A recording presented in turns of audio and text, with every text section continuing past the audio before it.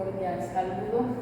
Mi nombre es Karen Dayada González Pinilla y el día de hoy me encuentro aquí con el docente Luis Salgado, profesor en el área de filosofía de la institución educativa donde me encuentro realizando las prácticas. Profe, le agradezco su disponibilidad para esta entrevista. Le reitero el objetivo, que es adentrarnos al contexto, profundizar en los temas para el proyecto de investigación y sin más, iniciamos. Profe, de acuerdo con su percepción, ¿cómo son las instalaciones de la institución educativa en cuanto a tamaño, iluminación, ventilación, seguridad y aseo? En cuanto a tamaño, el 50% de las aulas de clase de nuestra institución son bastante pequeñas. Tienen una capacidad para albergar aproximadamente a 30 estudiantes. La mitad de esas aulas en las que nosotros laboramos actualmente. Iluminación. La iluminación es deficiente en algunos salones, sobre todo en la primera hora de clase, en la mañana a las 6:15.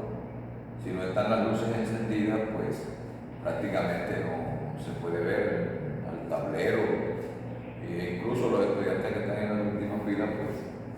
Y además, algunos salones tienen aire acondicionado, las ventanas son polarizadas.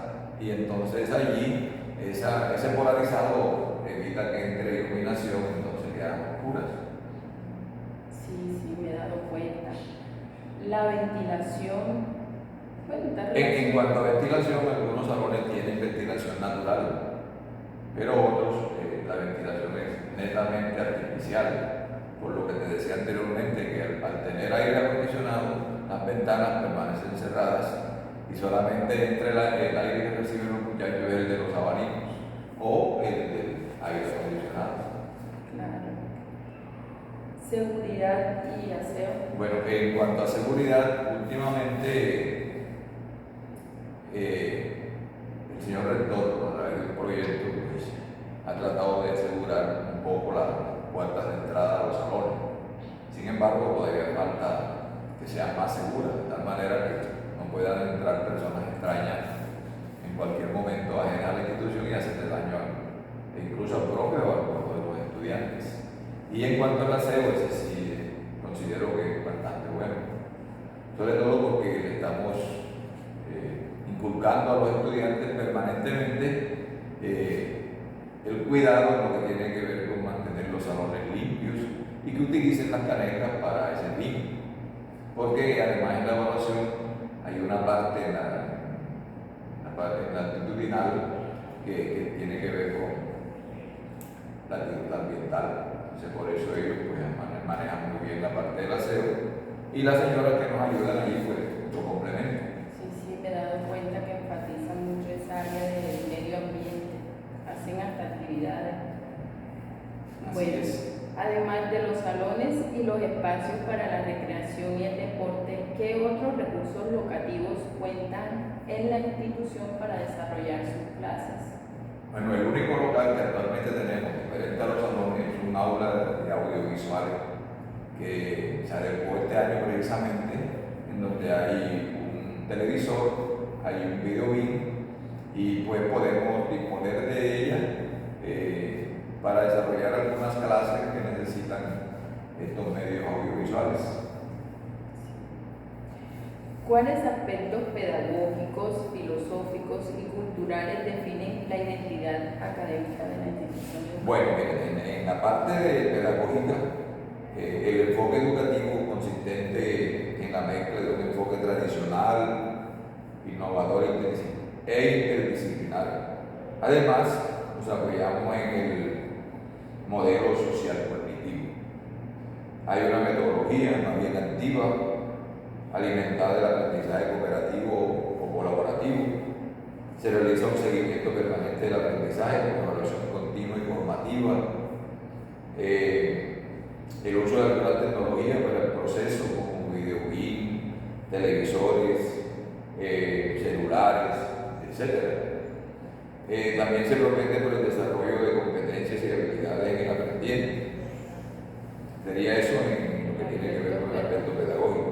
Ya en el aspecto filosófico, pues en el manual, en el pacto de convivencia se refleja la misión y la filosofía de la institución.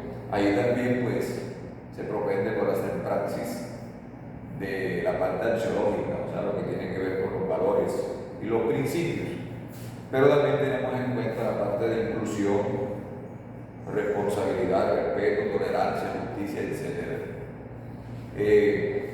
Siguiendo con la parte que tiene que ver con la filosofía, se tiene una concepción de una educación que desarrolla el pensamiento crítico y creativo. O sea, propendo yo sobre todo en el área que los muchachos desarrollen esa parte. Dentro de la filosofía se busca la formación integral del ser humano, la filosofía que está planteada en el pacto de convivencia. El tener en cuenta para la evaluación el saber hacer y el ser. Además, en lo que tiene que ver con dentro de los aspectos culturales, la institución tiene unos símbolos, principalmente su escudo, su bandera, su himno.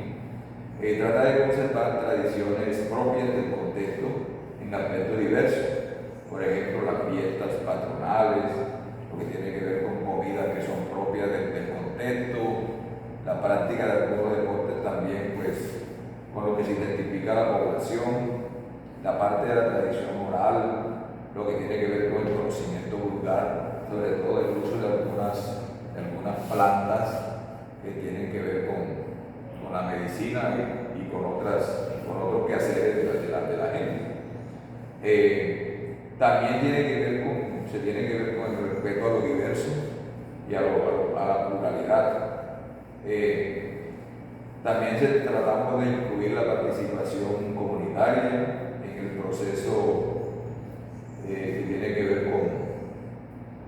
con nosotros, todo lo que tiene que ver con el aprendizaje de nuestros estudiantes.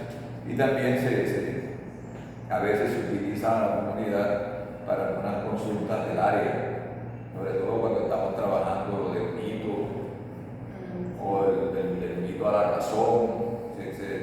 Se indaga mucho a la población, sobre todo a los señores de avanzada edad, para que los muchachos pues conozcan esa parte. Se promociona la cultura y el arte propio. Y otros aspectos en este ámbito son el perfil del egresado.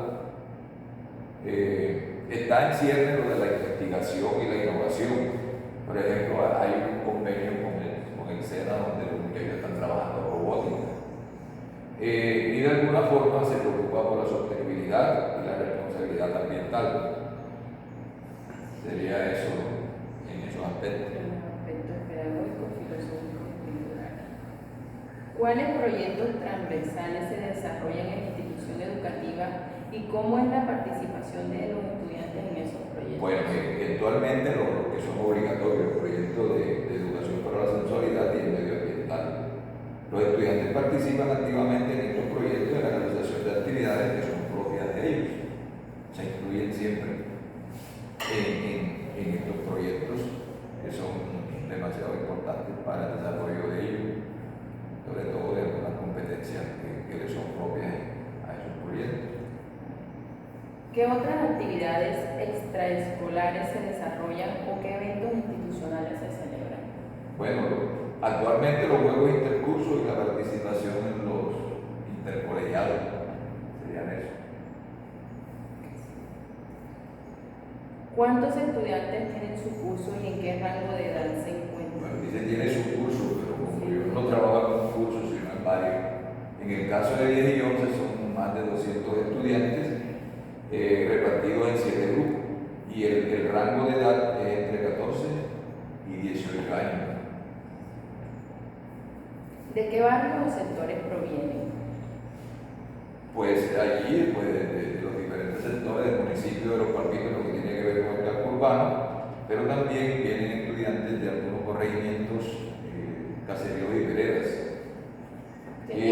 hay pocos estudiantes de diferentes etnias, Sí, sí. como algunos afros, otros indígenas, esencialmente. ¿Cómo se caracteriza el promedio de las familias? ¿A qué estratos socioeconómicos pertenecen y a qué se dedican sus padres? El promedio de la familia en Los Palmitos, en lo que tiene que ver con el campo urbano y la zona rural, actualmente es entre 3 y 6 personas. Generalmente son de los estratos 0, 1, 2 y 3. La mayoría de sus padres son campesinos, trabajadores informales y madres cabeza de hogar. ¿Participa usted en equipos de trabajo docente por áreas académicas o por proyectos Bueno, interdisciplinarios? fíjate que yo soy el único docente de filosofía, entonces a veces me integro con los profesores por la afinidad que tengo con los profesores del área de humanidad, en lo que tiene que ver con lengua castellana y lectura crítica. Y participo en las reuniones que hacen ellos de área, con el jefe de área. ¿De qué manera participan los padres de familia en las actividades académicas de sus hijos? Bueno, ahí sí ayudándole a veces, muchos padres han ayudado a los estudiantes a sus tareas diarias, en la parte económica. Algunos se preocupan por conseguirles materiales como computadores, tablets, los mismos celulares. ¿Cómo son las relaciones entre docentes y estudiantes? Bueno, en sentido general son buenas, son pocos los problemas de convivencia que se presentan entre este binomio. ¿Cómo son las relaciones entre estudiantes? En la mayoría de los casos son buenas. Así como te digo, estamos trabajando en la convivencia, hemos trabajado últimamente. En el caso de 11 grados, en los descansos, que es donde se presentan a veces algunas rencillas, yo tengo a los estudiantes de 11 grados participando en una actividad que se llama Círculo de Convivencia y Paz. Entonces lo reparto en diferentes zonas del colegio, en donde ellos hacen el descanso, y estos alumnos de 11 me cuidan a esos muchachos a que no vayan a haber algunos problemas, interceden cuando ellos ven que algunos niños pues no están comportando bien con sus compañeritos, y allí pues creo que nos ha ayudado bastante esa parte. Y eso lo hacen ellos para pagar las horas de trabajo social. ¿Cómo se comportan los estudiantes en el desarrollo de la clase? La mayoría muestra interés y motivación, son pocos los estudiantes desmotivados, quizás por algunos problemas personales y familiares. ¿Qué estrategias emplea para el control de la disciplina? El trabajo permanente, trato siempre de que estén ocupados en algo durante el transcurso de la clase, ya sea en trabajo individual, trabajo en pinas o parejas o en pequeños grupos. ¿Cuáles son los factores que generan conflicto y cómo manejan esos conflictos? Bueno, los problemas son personales, psicosociales, desinterés, desmotivación, diferencia a veces de pensamiento y creencia. Entonces, de pronto hay algunos enfrentamientos porque ellos tienen problemas para reconocer que el otro pues tiene su libertad de profesar su X o Y creencia y tener una ideología, ya sea política, económica, etc. Y trato la mayoría puede solucionarlo a través de charlas y diálogo en el aula sobre esas problemáticas cuando yo me doy cuenta. ¿Cuáles son las competencias a desarrollar en su clase y qué temas enseña? Bueno, depende, esas competencias sí dependen del tema que se está desarrollando.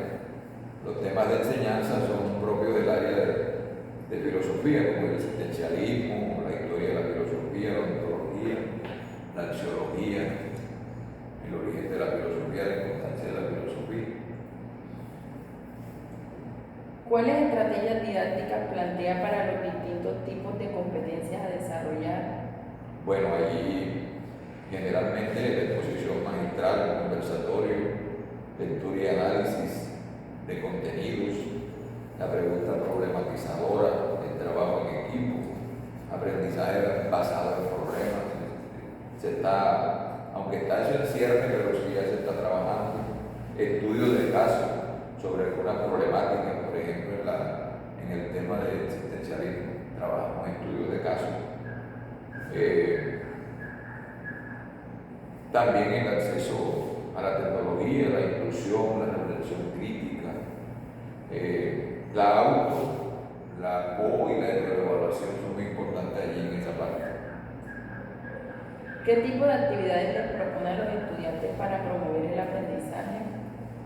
Generalmente yo arranco con saberes previos, a través de preguntas, problemas relacionados con el área.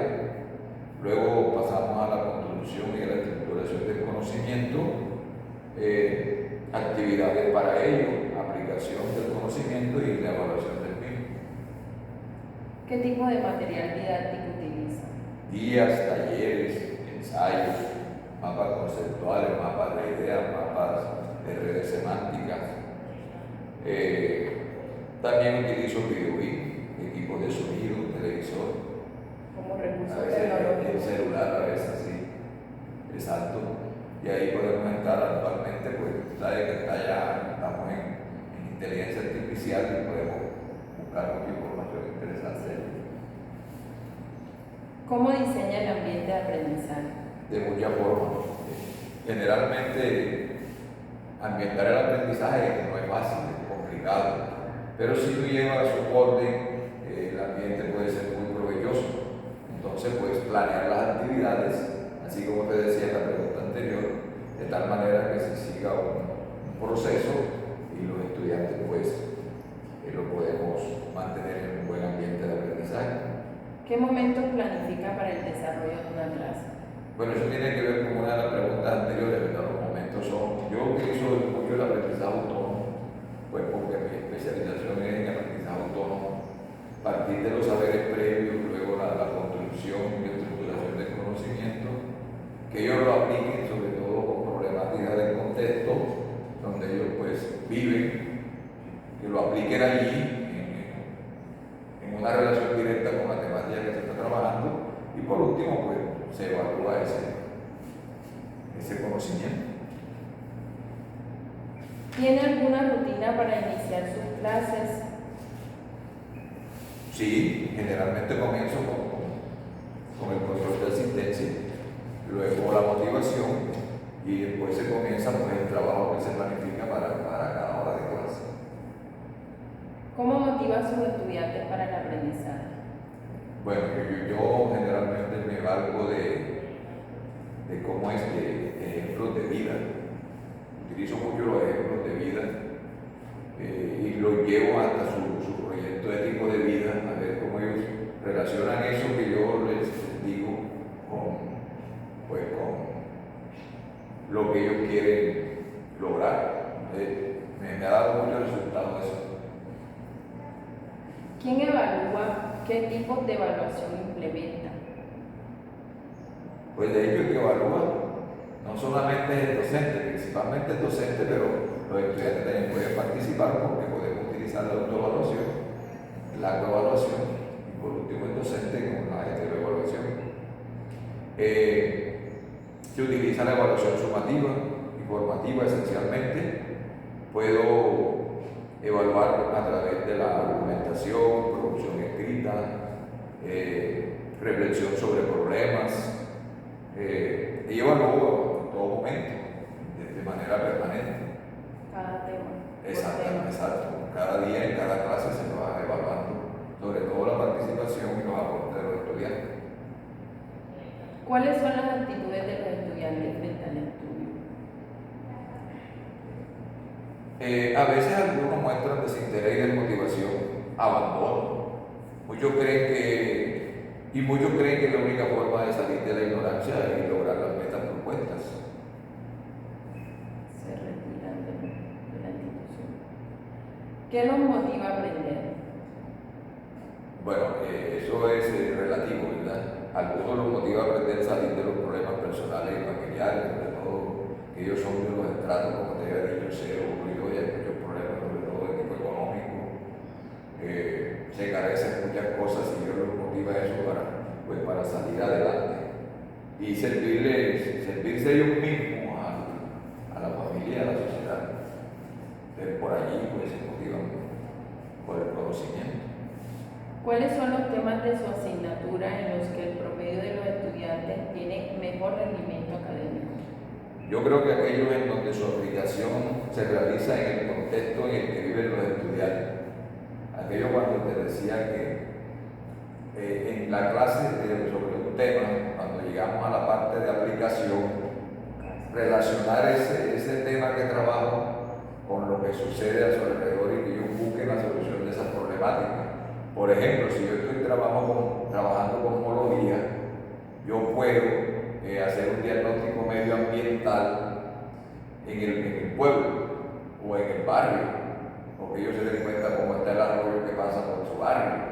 Y a partir de allí, qué proponen ellos para solucionar esas problemáticas que tienen que ver precisamente con el problema del universo, en ese universo pequeño donde ellos viven. ¿En cuáles temas su rendimiento es menor? En aquellos temas donde ya se necesita una crítica profunda y una argumentación más avanzada, y les cuenta porque ellos tienen ese problema para argumentar. Entonces, trato de que ellos mejoren la parte de argumentación, porque ante una pregunta, pues ellos contestan y yo les pregunto, ¿pero por qué dicen eso? Y dicen, no, porque sí. No, tienen que argumentar, y hemos ido avanzando mucho en esa parte de la argumentación. Allí les ha costado. ¿Por qué cree que se les dificulta esos aprendizajes? Pues porque el léxico filosófico es bastante complicado e intrincado, y como ellos tienen poca lectura, que ese es un problema de los jóvenes de acá que leen muy poco, entonces pues, creo que es eso. Tienen un léxico muy pobre del área, poca lectura y consulta. ¿Qué hace usted para ayudarles a superar esas dificultades? Invitarlos a la lectura permanente, a reflexionar sobre muchos temas, sobre todo sobre la vida cotidiana. Los pongo a reflexionar mucho sobre su propia vida, sobre el medio en que viven, cómo transformarlo, cómo modificarlo, y que no nos quedemos allí como estancados, porque de pronto el pueblo ha evolucionado, pero en pavimento, pero no en una mejor vida para los habitantes del municipio, y eso se logra con otras cosas. ¿Tienen algún o algunos estudiantes con necesidades educativas especiales? Claro, varios estudiantes. ¿Qué actividades particulares realiza con él o con ellos? Ya ahí hay que diseñar un material particular o especial. Y pues como estamos llevando el PIAR, o sea, el proyecto individual de ajuste razonable, tratamos de hacer esos ajustes para que estos niños que tienen situaciones especiales de aprendizaje, que algunos tienen problemas cognitivos, otros psicosociales, pues hay que ir haciendo los ajustes a las temáticas y llevarle a ellos material a veces diferente al de los demás. A veces se trabaja con el DUA, ¿verdad? Que es el diseño universal del aprendizaje. O sea, algunos temas se tienen que trabajar con el DUA. ¿Le gustaría mejorar algo en sus clases? Sí, claro, contar con mejor material, porque tenemos el lado de audiovisuales, pero allí no tenemos acceso a todas las clases, sino que nos turnamos los docentes, como es una sola para todos los docentes de la jornada, a veces son 16 grupos, 17 grupos, entonces nos turnamos porque, imagínate, en 6 horas no alcanzamos a ir a los 17, los 20 o 25 docentes.